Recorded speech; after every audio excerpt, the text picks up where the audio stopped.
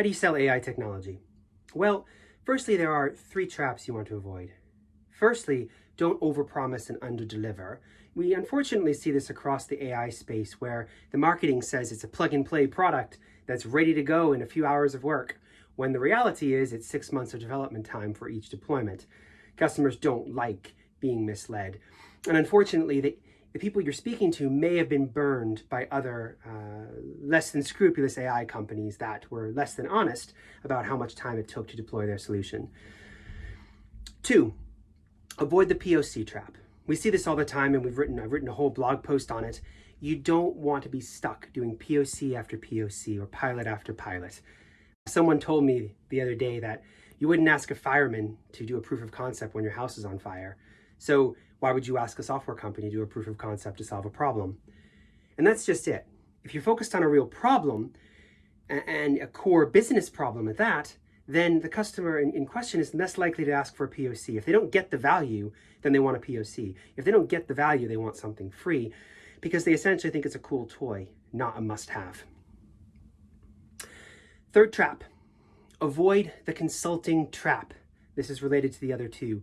The consulting trap is essentially where you're stuck selling more and more consulting because you go to a customer and say, what do you want? And the customer, of course, gives a laundry list.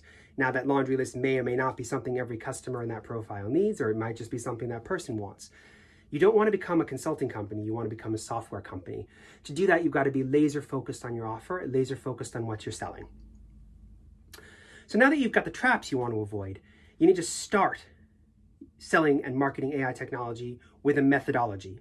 Now, the methodology that we follow at Need to Know is essentially one of hypothesis followed by test. Sometimes you don't know what problem it is you solve. You don't know the exact profile of the person that you are trying to target. So what you need to do is you need to go through a research process where essentially you're making educated guesses, hypotheses, and then you're building test campaigns to test those hypotheses.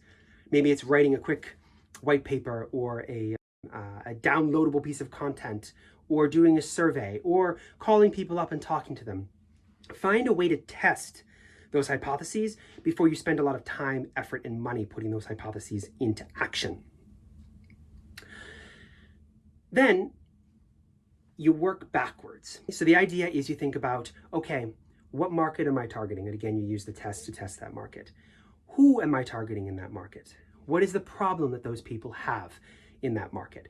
All of these hypotheses you're testing along the way, and then you are refocusing your entire marketing effort on this specific individual. A lot of times in marketing, marketers like to name them, B.I. Joe, or whatever it is you want to name this person if it helps you, because you are targeting your marketing at that person.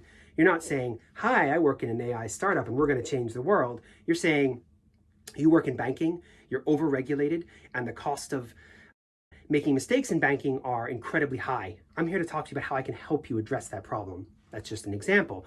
But you lead with the problem and the solution, not with what you do. Avoid, or at least be wary of the hero sale. If you are the founder of a company, the chances are that you can sell with your sheer charisma because you're so passionate and energized about what it is that you're doing that you're able to convince people. Well, charisma doesn't scale. You need, again, with this testing process, to be building a sales process that actually can scale. That way you can get more and more people selling, because you can't clone yourself unless perhaps that's what your technology does, but that's a whole nother point. So you've avoided the traps, you've got a methodology, you're working backwards from the market to the individual, to their problem, you're focusing all of your marketing on a specific problem.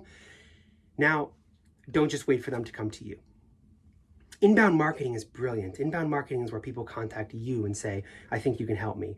Inbound leads are the highest quality, but inbound takes time. And unfortunately, in a startup, time is precious. So you need to have an inbound strategy, yes, but you need to have an outbound strategy.